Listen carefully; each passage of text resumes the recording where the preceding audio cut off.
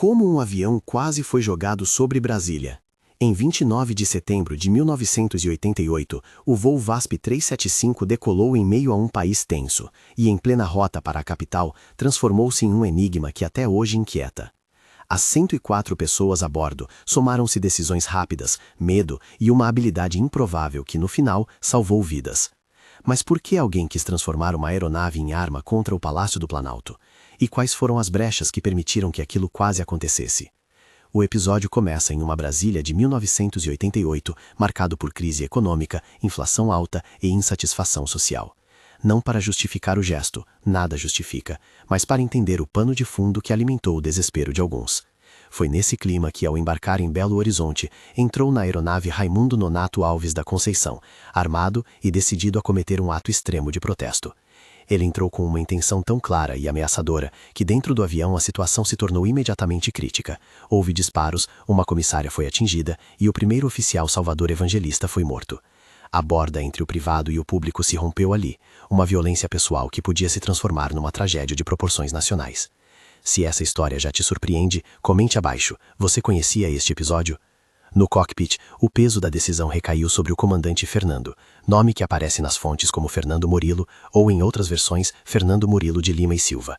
Ele tinha diante de si um dilema impossível: dialogar com o homem armado que prometia usar o avião como arma ou tentar uma estratégia arriscada para impedir que Brasília fosse atingida.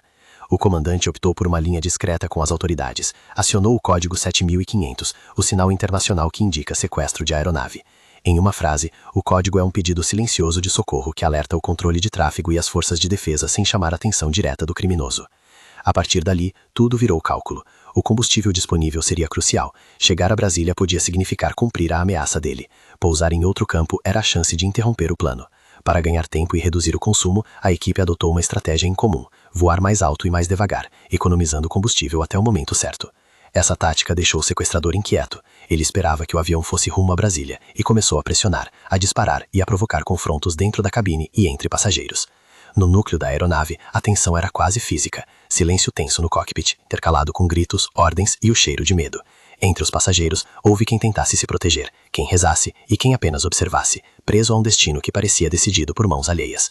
O comandante, que até então mantinha a calma, percebeu que tinha uma única oportunidade, uma manobra arriscada, pensada para desestabilizar o sequestrador e forçar uma situação que permitisse um pouso fora do plano dele. Em termos simples, a manobra buscou reduzir o controle do assaltante sobre o espaço confinado da cabine, uma combinação de altitude, velocidade e mudança de atitude da aeronave que resultaria na perda momentânea do equilíbrio do homem. Quando essa manobra foi executada, o efeito esperado ocorreu. O sequestrador perdeu o controle e a equipe conseguiu de alguma forma retomar uma condição que permitiu orientar o avião para um pouso emergencial em Goiânia. Não foi um pouso limpo, foi tenso, com passageiros atônitos e uma tripulação exausta, mas foi suficiente para que as autoridades coordenassem uma operação no solo. A polícia e as forças armadas montaram um plano para abordar a aeronave. Uma tática inédita e arriscada envolveu o uso de um atirador de precisão posicionado em uma nova aeronave, preparado para eliminar o risco sem expor os reféns a fogo cruzado dentro do avião.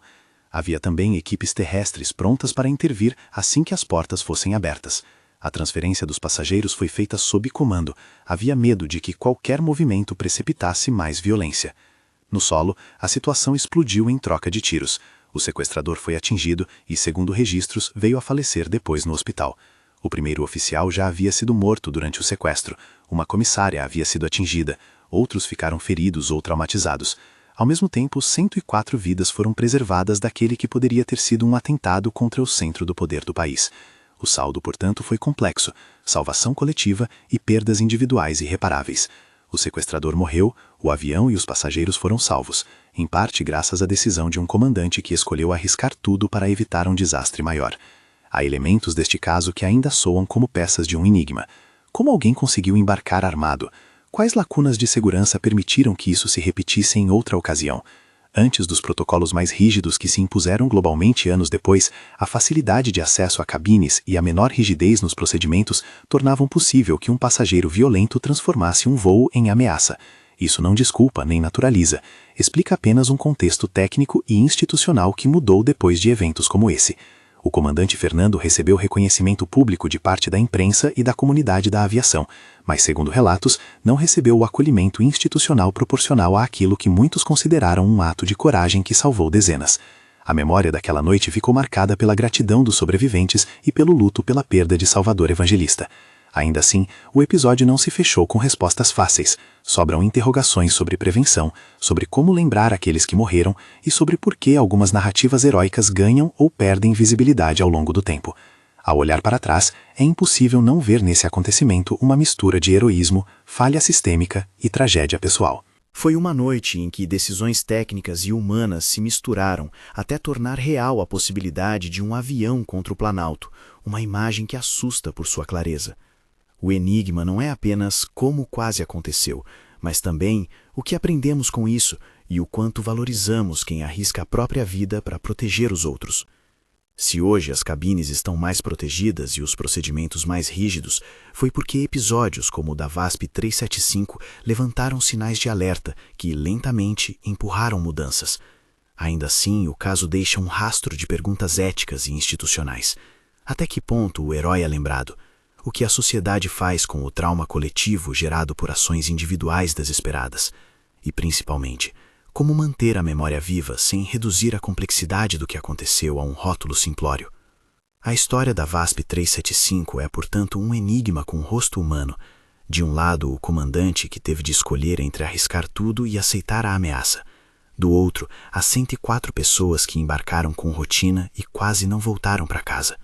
Entre elas, a vítima que não sobreviveu e a comissária ferida lembram que as decisões heróicas têm preço. O avião não atingiu Brasília. Brasília foi poupada, mas a pergunta que o título coloca continua válida. O que mais precisaria ter sido feito para evitar que um homem chegasse tão longe? Se este caso te tocou, inscreva-se no canal e assista à playlist com outros relatos de aviação e true crime semelhante. Compartilhar essas histórias é também um modo de manter viva a memória e aprender com os enigmas que o passado nos deixou.